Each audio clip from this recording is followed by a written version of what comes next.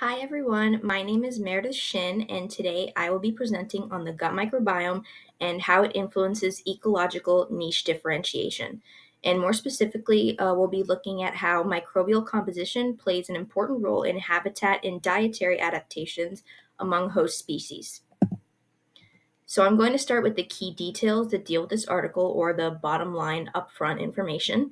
And so the research question in this study is, how does the gut microbiome contribute to niche differentiation among host species, and what role does it play in dietary and habitat adaptation?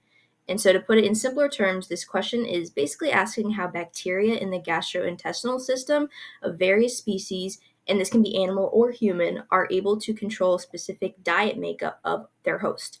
And the authors of this study set out to answer this question by analyzing the microbial composition of various lemur species that live in close proximity to each other in Madagascar. And so, over a 4 year period, they collected fecal samples from these lemurs, and they used different sequencing methods and spectroscopy to identify microbial taxa and their functions. And I'll discuss that a little bit later in the methodology in more detail. And the main takeaway from their findings is that variations in gut microbiota actually influence the ecological niches of their hosts by affecting the food they eat and their behaviors. The microbial species found in the gut of animals with specific diets are specialized to break down complex molecules, ensuring that the animals can extract the necessary nutrients from their food that are best suited for them. And so this study is particularly important for conservation efforts because understanding these microbial communities can inform strategies for animal relocation and reintroduction programs. And I'll explain this a little more in depth later on, but I think it's important to share now that this mostly has to do with providing a proper diet for animals that have to be moved to new locations for various reasons, which we'll discuss. And so, before we go deeper into the study, I want to take a step back and get a broader view of the problem and discuss some key background concepts. And so, first, we could talk about niche differentiation. So, basically, animals that live in the same environment or share a common lineage, which is meaning that maybe they have a common genus and are a different species, they can often coexist despite having similar types or like types of diets, pretty much. So, a great example of this comes from a 2018 study on two wood mouse species, Apodemus argenteus and Apodemus speciosus, which were found to live in the same habitat, like in close proximity, but they consume different plant based diets. So, A. argenteus was a much more general plant feeder on a lot of various acorn types, while A. speciosus was found to eat specific acorn types that the A. argentina did not consume. So this demonstrates that even though closely related species that have the same genus, they can occupy distinct ecological niches when it comes to their diet, even if they live in the same proximity.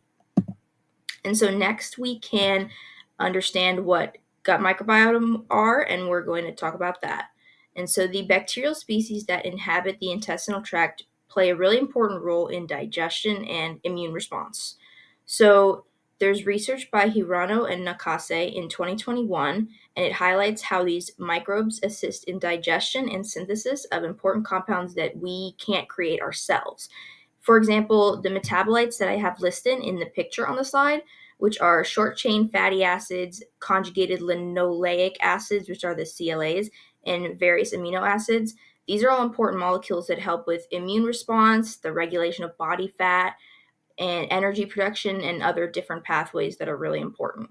And it's also shown in the graphic that bacteria that produce these important metabolites are also able to induce something called colonization resistance, which basically means that they protect the gut from bad or pathogenic bacteria. And you can see that at the top of the image. So, this is a really great article with important details on how the gut microbiome and the host work together in a symbiotic relationship, pretty much. And so now we can touch on diet specialization in the context of the gut microbiome. So the gut microbiome has the ability to adapt to fit the host's specific dietary needs. And so according to Marathon and other researchers in 2024, the host organism can encourage the survival of microbial species that provide beneficial functions, effectively selecting for microbes that enhance digestion and nutrient absorption. So this means that if a host needs a specific type of nutrient, they will actively select for certain types of microbes that are able to break this nutrient down if they can't do it ourselves. And we see that in a lot of different cases, such as when animals need to digest like complex carbohydrates and the synthesizing of essential vitamins like vitamin B and K. And they aren't able to perform these pathways themselves because they lack the enzymes. So the bacteria, which do have the enzymes, are able to digest it for them. And the byproducts from these pathways go to the bacteria, while the nutrients important for the host go to the host into the bloodstream and other various places. And this is one of the best examples of a symbiotic relationship, I think, between a gut microbiome and the host. And I'll just go over, there's a quote that I put in from the study, which says the host can link the fitness of a microbe to the benefits it provides, leading to natural selection for desirable microbial phenotypes. So that's basically, I summed that up when I was talking about it. Now we can connect these background concepts to the study and see how the researchers took past evidence and put it in a specific lens to create their experiment. So the researchers observed lemurs in eastern Madagascar and noticed that even though they all primarily eat leaves and different types of foliage, plants, fruits, flowers, things like that, they still managed to coexist and consume specific types of foliage. So there are two main families which were studied, which are Indridae and Lepilomyridae, and they contain 4 genera, which are genus, plural, and 4 species of leaf eaters. And so the Indridae compromises the sifakas and the indri and the woolly lemurs, which are all shown in the image as the first 3, and the Lepilomyridae comprises the sportive lemurs, which are shown at the bottom. And when I say that, I'm talking about the images of the lemurs on the slide. So the first 3 are the Indridae, the last one is the Lepilomyridae. And so the first lemur there, the first one on the picture, is a sifaka, and the sifakas are frugivores. So in the rainforest, they mainly eat fruits, seeds, and flowers. And indri, which are the next ones, indri are young leaf specialists, and immature foliage accounts for 50 to 90% of their diet. But they also eat seasonal fruits, seeds, flowers, and mature leaves, which is shown in the dietary composition section. That is the third set of images there. And then the middle set actually is, you can find where they are really concentrated in which area of Madagascar. And so the third lemur, woolly lemurs, are young leaf specialists, so immature foliage accounts for up to 98% of their diet. They will sometimes forage on flowers, but they rarely eat mature leaves. And lastly, sportive lemurs are mature leaf specialists. So these diets have some similar elements, but it's pretty different. As you can see, the sifakas and the woolly lemurs are different. The sifakas are more of a varied diet type, while woolly lemurs are specifically immature foliage. And so differing diet of the lemur types led the researchers to investigate whether there was some influence by differences in gut microbiome composition. And they also wanted to understand how the gut microbiome supports nutrient extraction, such as like immature foliage is hard for lemurs to digest due to complex carbohydrates. So they wanted to see if bacteria were able to help with that. So, like I said earlier, there's a really important need for this study, and that is that understanding these specialized gut microbiomes is important for conservation efforts. So, when species are relocated due to environmental threats like deforestation, it's really critical to ensure that they receive the right nutrients. And so, the Lemur Conservation Network actually explains that an estimated 80% of the Madagascar forest has been recently cut down due to business interests and other reasons. And this is a big driver for the lemur relocation processes and making sure that these lemurs can survive and possibly be able to be reintroduced into the forest in the future. And this study is really important because it reveals how different lemur species are more suited towards getting different nutrients. So if the lemurs have to be relocated, a knowledge on their diets is essential to ensure their health and to prevent a drastic change in diet that could possibly cause deficiencies in certain vitamins or other things, because the gut microbiome might not be suited to breaking down nutrients in completely different leaves or foods. Now we can go into the methodology and how the study was conducted. So the researchers collected fecal samples from 4 lemur species: Sifaka, Indri, Eastern woolly lemur, and the sportive lemur. And in total, they studied 67 individual lemurs, and all of which were at least 6 months old. and they collected 89 fecal samples between 2013 and 2017. They collected them at similar dates to ensure a baseline and prevent climate or seasons from interfering with data. And they chose rainy seasons that maximize the food sources for the lemurs to really see how different the gut microbiota had a chance to be. And so to analyze these samples, they used three main techniques. First, they performed amplicon sequencing of the 16S rRNA gene, and this allowed them to identify different microbial species by amplifying specific DNA regions. And they used PCR to study the V4 region of the 16S rRNA because it's highly conserved amongst many bacterial species, but it also can be varied, and so it's a great way to determine the difference in taxa. And this method helps in detecting and categorizing bacteria present in the samples. And next, they used metagenomic sequencing to analyze the collective genetic material in the samples, which provide insights into the functional potential of the microbiome. And metagenomic sequencing is when the whole community of bacteria can be studied and sequenced using next generation sequencing methods. And the researchers used Illumina for both amplicon sequencing and metagenomic sequencing.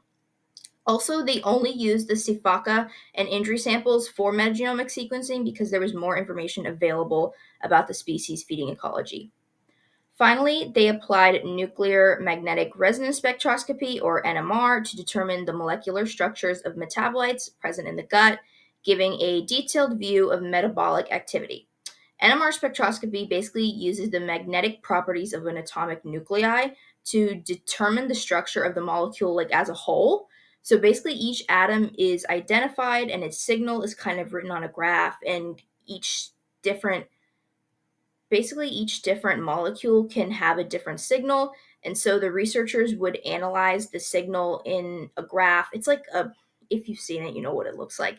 If you took organic chemistry, it's like a virtual graph that's just kind of like curves and waves pretty much that you get from a certain molecule. And so they were able to analyze the graphs to determine which metabolites were being produced, and this would also give information on which bacteria were producing those metabolites. And so you could see basically from another angle that the gut microbiota makeup and how it might be specialized in each lemur type. One of the strengths of this study is its comprehensive approach, I think, which allows the researchers to make different connections between specific taxa and their functions. However, I do think a limitation is that both the amplicon and metagenomic sequencing relied on Illumina technology, which we learned produces short read lengths that may limit the resolution of the data. So now we can get into the results and what they found. So in looking at gut microbiota composition, they identified 4 dominant bacterial phyla, which were firmicutes, bacteroidetes, actinobacteria, and proteobacteria. So you can see in the figure that I provided that each phyla is listed, and like those are the section headers, and each genus and family is listed underneath in a specific shade of a color. So some of the genus they weren't able to identify, but they were luckily able to get good data on phyla and families. So you can get some difference between the bacteria. And as you can see, the relative abundance of these groups varied significantly by species. So Sifakas, which are the first pie chart, they had the highest abundance of bacteroidetes, and these are known for breaking down complex plant polysaccharides, and that can include plant cell wall compounds and host-derived glycans. And the bacteria use specialized enzymes called carbohydrate active enzymes to accomplish this. And injury, which is the second pie chart, they had the highest proportion of proteobacteria, which you can see in because the purple is a really large contributor, like the purple color in the pie chart. Proteobacteria are linked to a variety of metabolic processes such as proteins, carbohydrates, and lipid catabolysis and anabolysis. Woolly lemurs had the most firmicutes. This is in the very bottom pie chart, not the third one. Woolly lemurs are firmicutes are commonly associated with fiber digestion, which are complex carbohydrates that I mentioned earlier. And the bacteria also produce short chain fatty acids like butyrate, acetate, and propionate. And so sportive lemurs then had the most actinobacteria, which are involved in breaking down plant secondary compounds. And I think it's important to note that a lot of species in the graph, especially the firmicutes, are unassigned. This means that their sequencing wasn't able to identify the species type, the genus type, only the family. And at the very bottom, there's a category that is black and it says unassigned. And this means that they couldn't identify any markers. And this was very minimal, you can see in the pie chart. So their data was pretty good in determining phyla. And this visual representation really highlights how different species harbor unique microbiota that align with specific dietary needs that they have. And so now I'm going to switch over to results in microbial diversity for each lemur type. So they use a lot of different metrics to quantify diversity, and so I'm going to explain each one of them.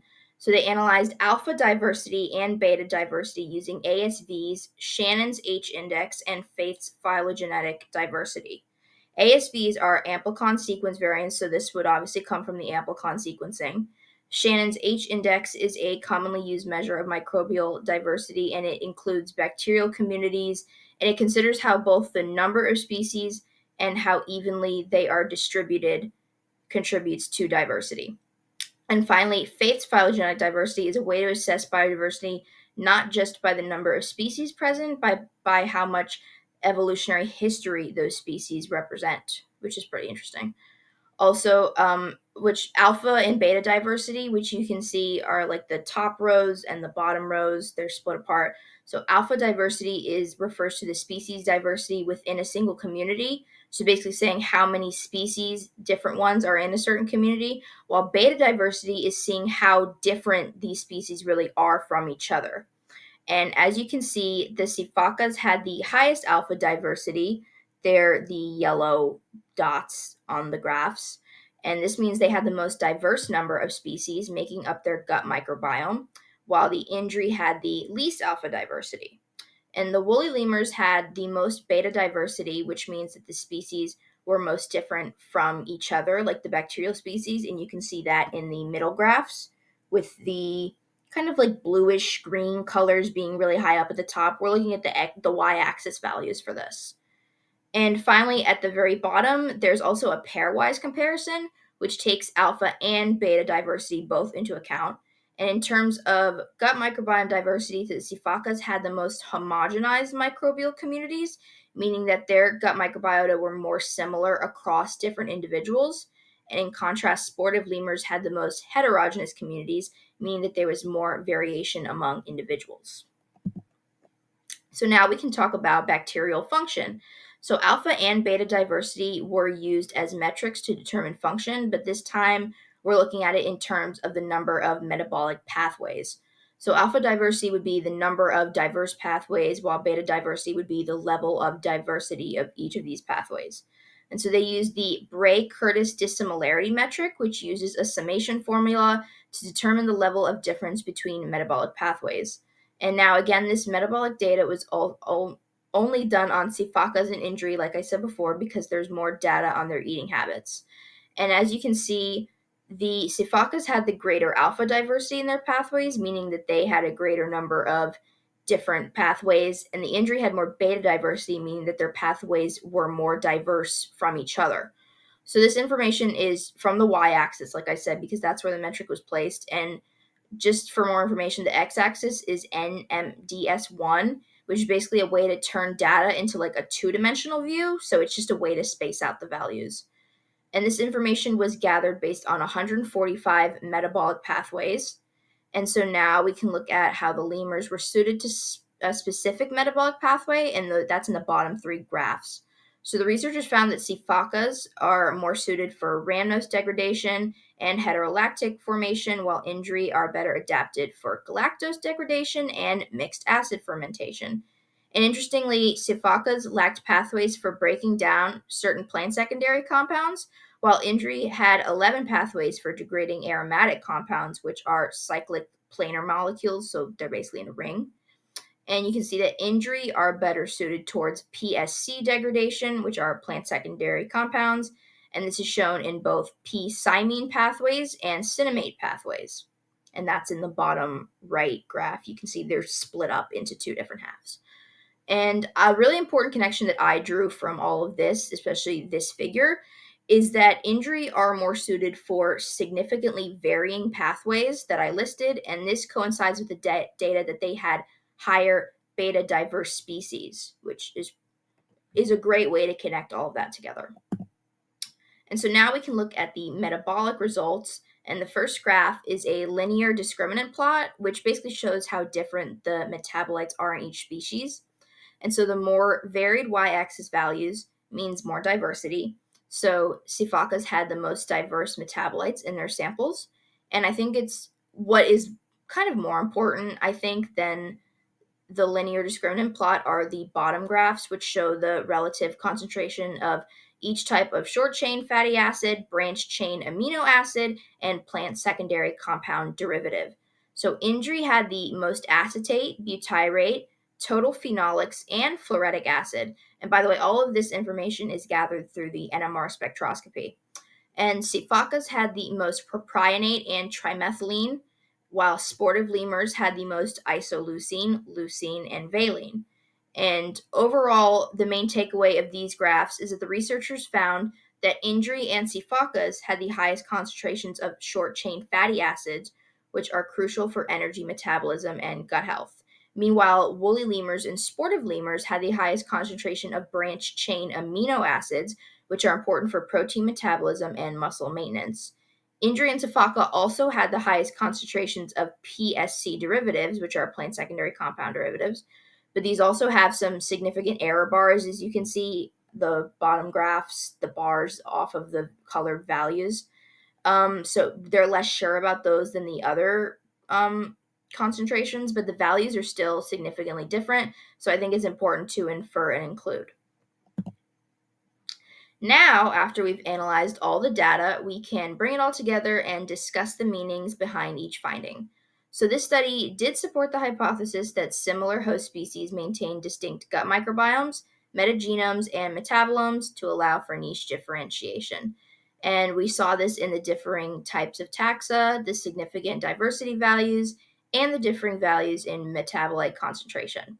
And they found that frugivorous, folivorous lemurs had the most diverse microbial communities, but they showed the least individual variation, and these were the Sifakas, which had the consistent high alpha diversity values that we went over before.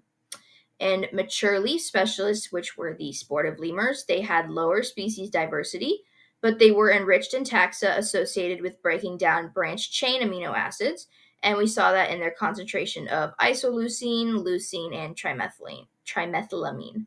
Young leaf specialists had pretty distinct microbiomes to support their specific needs, but they weren't as varied as Sifakas, and these were the injury and the woolly lemurs.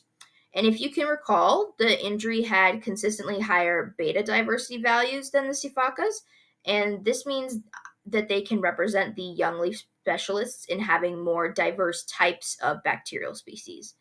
And these, like the Sifakas, had pretty diverse diets, so they need to be suited to breaking down pretty different complex compounds.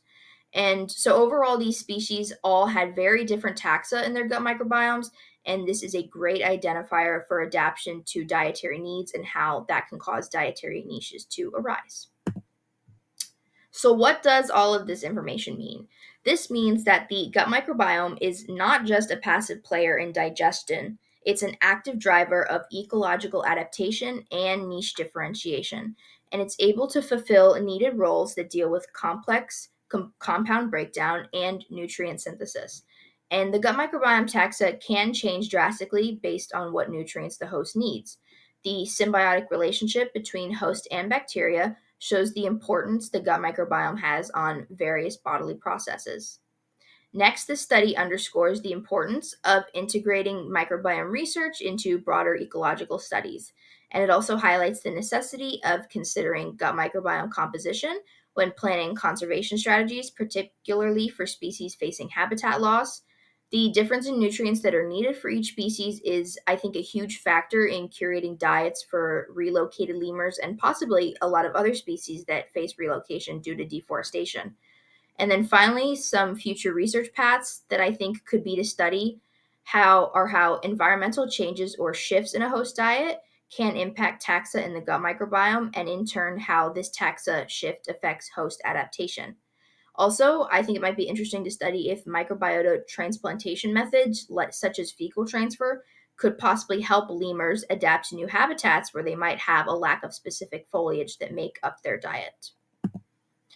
And I also developed some questions that can facilitate discussion. And these questions are: what other factors besides microbiota might contribute to dietary niche differentiation in lemurs? Could the gut microbiota influence niche differentiation in other animals, such as primates, birds, or insects? Could the microbiome act as an evolutionary driver for speciation? If gut microbiota play a role in niche differentiation, could disruptions such as antibiotics that reduce gut microbiota diversity in taxa, could they alter dietary niches? And finally, could the microbiota be considered an extension of an organism's phenotype that influences ecological interactions? And finally, these are the references I utilized with the key article at the top. And thank you everybody for your time. I look forward to hearing your thoughts and questions.